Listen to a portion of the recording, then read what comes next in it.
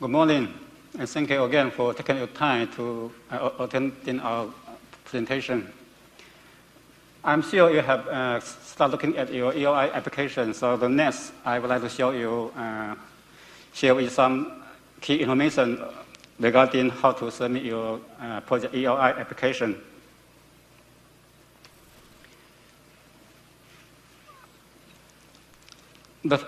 I'd like to let you know there's some major change for this year EOI submission process. The first one is that you need to submit all the applications through the new SRC gateway, and also you need to complete the session 1 online. And there's now a separate closing day for the registration, so that you can do your registration anytime until the closing day of the Project EOI application. Another thing is that you need to complete your, how to go to the slideshow. Okay. You need to complete your session 2 to 5 on either GA215S or RSM215S, depending on which research embedded stream you are applying to. And the system will automatically generate a file name for your application. Okay, so those are the major changes for the Project EOI submission. For the Project EOI application, I'd like to let you know that all the key information are required for all different sections. For the section 1, you know that you need to include all the investigators involved in the application. And please remember that you cannot add any new investigator after the EOI stage, so you need to make up your mind at this stage how many people will be involved in your particular application. And also, under the type of the research, under the SRC gateway, you need to select the one that best suits your application.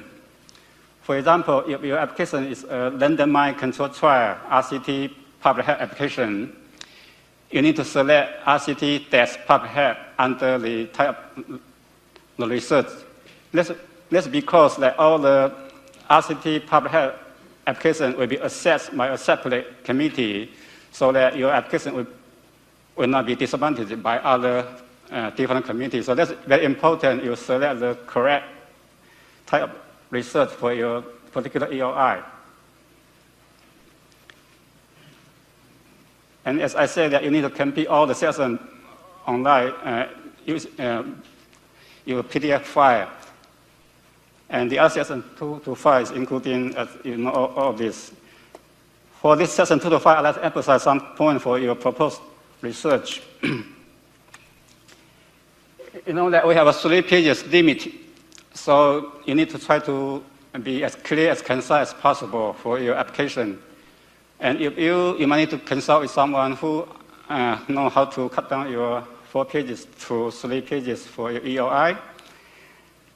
And you need to minimize the background information and concentrate on the 5 bullet points here.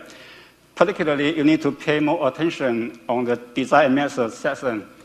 I'd like to let you know that our assessment committee spend most of their time discussing your design and measure in the EOI stage. Although EOI, you still need to tell the committee what research plan and how you want to do your study, including how you want to analyze your data from your study.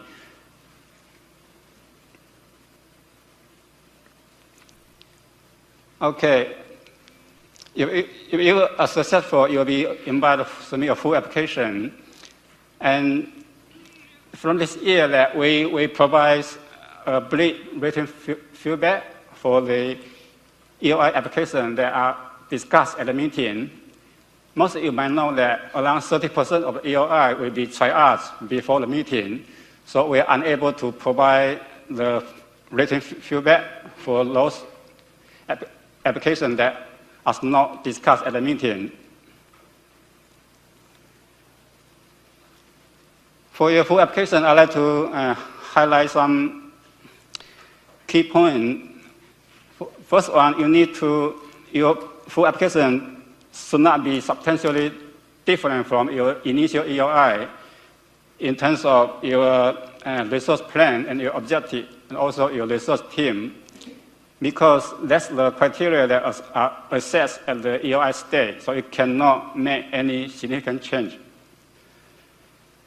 Secondly, for your late summary, you are allowed to do some modification based on the EOI feedback to improve your full application or to prepare a better EOI in the future.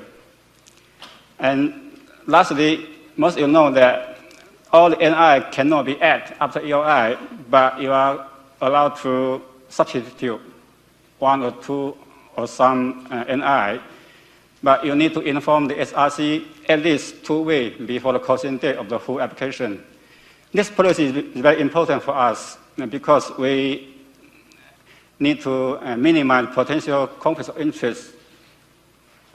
We want to know who will be involved in the particular application before you submit, so that we can set up the committee earlier before you submit your application.